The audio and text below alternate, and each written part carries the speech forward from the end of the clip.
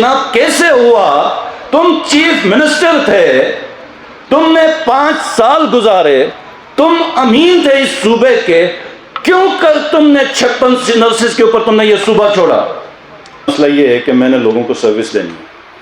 آپ لوگ تیار ہو جائیں، سیاچن کے اوپر ہم بھیجیں یا پھر فنڈر بھیجیں یا گلگت رکھیں، آپ تیار ہو جائیں، ہم ان سب کو واپس بھیجتے ہیں، آپ کو سیلری دیتے ہیں۔ آ جائیں ہمارے یہاں پہ، میں نے آج تک دیکھا جی سب سے پہلے ملازمت میں تو حکومت آپ کو ملازمت دیتی ہے، ملازمت کے بعد آپ کی سیلریز بڑھانی ہے، پھر آپ کی ٹریننگ کرنی ہے، پھر آپ کو ادھر بھیجنا ہے، پھر آپ کو ادھر بھیجنا ہے، پھر آپ کو گلگت میں رکھنا ہے، آپ کو گانچے بھی نہیں بھیج سکتی حکومت کیونکہ آپ نے اسٹرائک کر دینی ہے۔ تو حکومت صرف ملازمین کے لیے نہیں ہے، آپ کی تو ذمہ داری، آپ تنخواہ لے رہے ہیں، آپ حکومت کے سول سرونٹس ہیں، امپلائیز ہیں، آپ کی ذمہ داری ہے، آپ نے سروسز دینی ہے۔ جو اصل ہماری ذمہ داری وہ اس گلگت بلتستان کے عوام ہیں جن کے لیے ہم نے سروسز دینی، اور آپ کو ہم نے ہائر کیا ہوا۔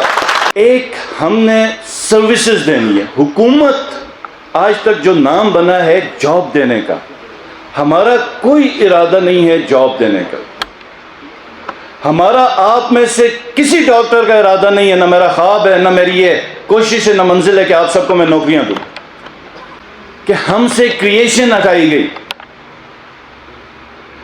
ہم واحد صوبہ ہیں جس سے کریشن ہٹائی گئی۔ مجھے جب صوبہ ملا میں کلاس 1 کی سیٹ کریٹ نہیں کر سکتا۔ 4000 ٹیچرز کی شارٹیج تھرو آؤٹ رہی ہے، 4000 ٹیچرز کی سکولز میں شارٹیج ہے، اس کی وجہ سے پورا سکولز کا نظام دھرم بھرم ہے۔ ہم نے 40000 بھرتی کی ہیں۔ ہم نے کیا بھرتی کی ہیں؟ ہم نے کلاس 4 بھرتی کی ہے، ہم نے رننگ اور کیا کہتے ہیں 470 ان کو پرماننٹ کیا، RTEs کو۔ ہم نے ٹیچرز کی جو سیٹیں کریٹ کی وہ بھی جس حساب سے، ادھر ایک سیکٹری تھے عارف ابراہیم صاحب، مطلب آپ نے ڈیمانڈ لے کے جانی تھی اور پیسوں کا جو کھیل کھیلا گیا، جو کچھ کریٹ ہوئی وہ بھی اس میں گئی۔ تو انہوں نے بڑے فخر سے کہا کہ ہم نے پیپلز پارٹی کے دور میں تو 25000 کی بھرتیاں تھیں، 25000 کی۔ PMLN کے دور میں تقریباً 15 سے 20000 یا 20000 کے قریب کی بھرتیاں تھیں۔ ضرورت یا چیلنجز ہر معاشرے میں رہیں گے، اور وہ چیلنجز، وہ ضرورتیں، نیڈ اینڈ نیسیسٹیز، آپ USA میں جائیں تب بھی آپ کو ہیلتھ سیکٹر میں ملیں گی۔ میں 5 سال UK میں رہا، وہاں NHS نیشنل ہیلتھ سروسز ہوتی تھی، اور ہر منسٹر اور ہر پرائم منسٹر بیٹھ کے رو رہا ہوتا تھا NHS کے اوپر، نیشنل ہیلتھ سروسز کے اوپر۔ اور ان کی NHS یہ ہے کہ آپ کو پرابلم ہو جائے گھر میں، آپ گھر میں اکیلے ہیں، آپ 911 کو کال کریں 2 منٹ سے کم پہ، کیونکہ میرا اپنے ایک دوست کے ساتھ کڈنی میں پین ہوا، اس نے کال کی تھی، 2 منٹ کے کم ٹائم کے اوپر ایمبولینس آئی۔ اور جو کہ ہمارا کلچر ہے پاکستان میں کہ رشتہ دار اقارب دوست سارے اٹھ کے چلے جاتے ہیں، گاؤں پنڈ نکل جاتا ہے ہاسپٹل کی طرف کہ جی ہمارا عزیز ایڈمٹ ہو۔ میں نے بھی دوستی نبھانے کی کوشش کی، میں نے کہا میں نے ساتھ، انہوں نے کہا نہیں آپ کی کوئی ضرورت نہیں، آپ ادھر ہی کھڑے۔ اس کو لے کے گئے اور دوپہر تک مجھے بتایا کہ اس ہاسپٹل میں دوپہر تک، اب مجھے پتہ نہیں تھا کہ کس ہاسپٹل میں، اس ہاسپٹل میں لے کے اس سے رابطہ کیسے کروں۔ میں نے ویسے ہی اس کا نمبر لیا، ہاسپٹل کا فون کیا، پہلی انکوائری کے اوپر سیدھا مجھے ان کے ساتھ کال پہ کنیکٹ کر دی، پوری ٹریٹمنٹ فری، حالانکہ وہ پاکستان سے تھے، اسٹوڈنٹ ہے، ٹریٹمنٹ کی اور اس کو گھر لا کے چھوڑ کے۔ یہ ان کا NHS تھا کہ کوئی اٹینڈنٹ کی ضرورت نہیں، کوئی دوائیوں کی ضرورت نہیں، کوئی کسی، لیکن پھر بھی وہ ادھر ہو رہے ہیں، ان کے ڈفرینٹ قسم کے چیلنجز ہیں۔ تو میرا کہنے کا یہ مطلب ہے کہ آپ ہیلتھ میں جتنی بھی ترقی کریں، جس جگہ پہ بھی جائیں گے، آپ کو چیلنجز ہمارے رہیں گے، اور اس کے اوپر کوئی بھی حکومت آئے گی وہ اسی حساب سے اس کو حل کرنے کی کوشش کرے گی۔ ہم نے جو گرو کرنا ہے وہ ایسا معاشرہ کرنا ہے۔ کسی بھی ڈیولپ کنٹریز میں صرف یہ نہیں ہے کہ بڑا ہیلتھ سروسز بڑا آئیڈیل ہے، وہاں پر آپ کے ایجوکیشن سیکٹر ہے، ہیلتھ ہے، ایگریکلچر ہے، آپ کا لا اینڈ آرڈر ہے، آپ کا جوڈیشری ہے، جسٹس سسٹم ہے، بلکہ یہ تو سب سے پہلے آتا ہے معاشرہ۔ ہم ایک بار بار کی ریکارڈنگ سنتے آئے کہ ہیلتھ سروسز اور education, health education, health education, IMF اور فیڈرل گورنمنٹ کی ڈیل ہوتی تو ہیلتھ اور ایجوکیشن۔ میں آج آپ لوگوں کو پوری ذمہ داری سے کہتا ہوں کہ 2 سال کی چیف منسٹری کرنے کے بعد 2.5 سال کی، سب سے زیادہ ضروری اس معاشرے میں امن ہے، آپ کا لا اینڈ جسٹس ہے۔ جب اس کے اوپر کھڑا ہوگا تو آپ کی ڈفرینٹ سروسز ہے، جس میں سب سے پہلی سروس آپ کی ہیلتھ ہے، ایجوکیشن اور ایگریکلچر ہے۔ یہ کہنے کا مقصد یہ ہے کہ میں جو ایشوز ہیں اور جو ہم کر رہے ہیں میں اس کے اوپر تھوڑا سا بریف کروں۔ تو ہمارا بڑا میگر سا بجٹ ہے، بڑا کم قلیل سا، 47 ارب روپے کا، جس میں سے 41 ارب روپے ہم آپ لوگوں کی سیلریز دے رہے ہیں۔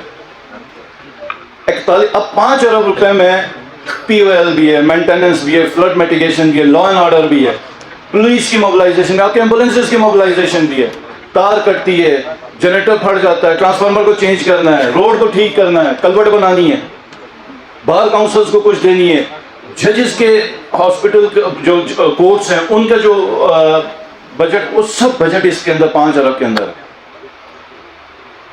اور یہ ممکن نہیں ہے کہ 5 ارب میں ہم صرف لا اینڈ آرڈر کر دیں۔ اسی وجہ سے اس وقت جی بی گورنمنٹ کی یہ پوزیشن ہے کہ ہم مینٹیننس میں کسی کو کام دیں تو کانٹریکٹر کام کرنے کے لیے تیار نہیں ہے، کیونکہ اس کو یقین نہیں ہے کہ ان کے پاس پیسے ہیں کہ پیسے نہیں۔ تو ایسے میں ہم ہر سیکٹر میں ہم نے کام بھی کرنا ہے، تو یہ نہیں ہے کہ ہم آئیڈیلی سب کچھ ہم کر سکیں گے، یہ یاد رکھیے گا۔ اور ہم نے اپنے امپلائیز کو وہ دینا ہے جو ہماری گنجائش ہوگی، جو ہم دے سکتے ہیں۔ ہم وہ نہیں دے سکتے جو ہماری گنجائش نہیں ہے، اور ہم نے ہر سیکٹر میں خرچ کرنا ہے۔ اب تھوڑا سا اکثر جرنلسٹ بیٹھے ہیں، ان کو پتہ ہوگا کہ میں ریسنٹلی بھی میری پی پی اور پی ایم ایل این کے کچھ ساتھیوں کے ساتھ ڈسکشن، وہ بڑے سینئر ذمہ دار، پچھلی حکومتوں کے ذمہ دار، اور ہم نے 40,000 قریب سیٹیں کریٹ کی۔ 2005 سے ہم نے کوئی پولیس کی نئی سیٹ بھرتی نہیں کی۔ میں جس وقت آیا چیف منسٹر، 5,700 کی پولیس تھی۔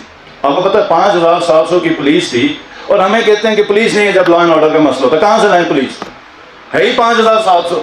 یہ جتنی بھی بھرتیاں پی پی اور نون کے دور میں ہوئی ہیں، یہ وہ سیٹیں ہوتی تھی جو ریٹائر ہو کے خالی ہوتی ہیں۔ ہم نے 4,000 جو سیٹیں کریٹ کی، اس میں سے 1,000 پولیس کو دی، اس میں سے ان کے کچھ D S Ps, inspector, sub inspector, A S I, حوالدار۔ تو ہم نے پچھلی دفعہ یہ سٹارز اور فیتے لگائے، یہ ایک ایک گریڈ کے اوپر 15 سال کے بعد پولیس والوں کی بھرتیاں پروموشنز ہوئی ہیں۔ یہ حال تھا پولیس کے ڈپارٹمنٹ کا۔ لیکچرز 2011 سے کوئی لیکچر کی سیٹ کریٹ نہیں ہے، 2011 سے۔ آپ کے جتنے بھی کالجز ہیں اس میں 2011 میں بھی میرے خیال میں 50-60 کے قریب سیٹیں کریٹ تھیں۔ پروجیکٹ میں، کنٹینجنسی میں کوئی ٹیچر ہے، کوئی والنٹیئر پڑھا رہا ہے۔ تو ہمیں جو صبح ملا ہے 56,000 کی ایچ آر ہے، اس میں ہم نے اس دفعہ 4,000 کریٹ کی، تو 1,000 ہم نے پولیس کو دیے، 1,500 ہم نے ایجوکیشن کو دیے، 1,500 ہم نے ہیلتھ کو دیے۔ یہ ہماری 4,000 تھی، اور اس میں بڑا کریڈٹ دوں گا اپنے منسٹرز کو۔ الیکشن یہ بھی کرتے ہیں، ہم بھی کرتے ہیں، اور الیکشن پی پی اور نون بھی کرتے ہیں۔ ہر ایک پہ پریشر ہوتا ہے کلاس 4 کی سیٹس کا، لیکن میں آفرین اور داد دوں گا اپنی کیبنٹ کو جو کھڑے رہے میرے ساتھ۔ ہم نے کلاس 4 کی سیاست نہیں کی، ہم نے سب سے پہلے ڈاکٹرز اور ٹیچرز مانگے انہوں نے میرے ساتھ، اور سب سے پہلے پولیس اس کو مانگا، ٹیکنیکل سیٹیں مانگی۔ آپ لوگ پڑھے لکھے لوگ ہیں، اس لیے میں آپ کو اوور آل سچویشن بتا رہا ہوں۔ ہم نے کیا ظلم کیا اس معاشرے کے ساتھ؟ 56,000 کی سیٹیں ہیں، جس میں سے 70% سیٹیں ہیں کلاس 4 کی یا چھوٹے لیول کی کلیریکل سٹاف کی ہیں، 70%۔ اب آپ بتائیں کہ ہمارے پاس پرائیویٹ سیکٹر ہے نہیں، جاب اپرچونٹی۔ آج میں وائیڈیا کی آپ کی تقریر سن رہا تھا، اس میں بھی زیادہ فوکس آپ کے اپنے ایچ آر کے اوپر ہے، آپ کی سیلریز کے اوپر، دوسری چیزوں کے اوپر۔ اب یہ سارا گورنمنٹ کے اوپر ہے، پرائیویٹ سیکٹر یہاں پہ ہے ہی نہیں۔ تو اب گورنمنٹ میں جابز کس قسم کی آ رہی ہیں؟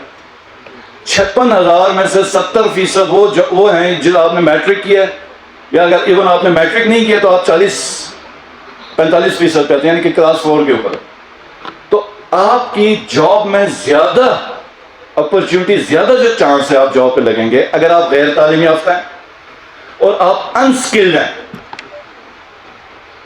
آپ کے پاس کوئی سکل نہ ہو اور کوئی تعلیم نہ ہو تو آپ کے جاب کے زیادہ چانسز ہیں۔ یہ ہمارا ایچ آر ہے، کیونکہ 70% تو ہم نے کلاس 4 کو دیا، اس کے اوپر نرسز 57۔ آج تمہارے کاندھوں پہ لا اینڈ آرڈر کی ذمہ داری تھی، تم نے 2005 سے پولیس کی کوئی سیٹ کریٹ نہیں کی۔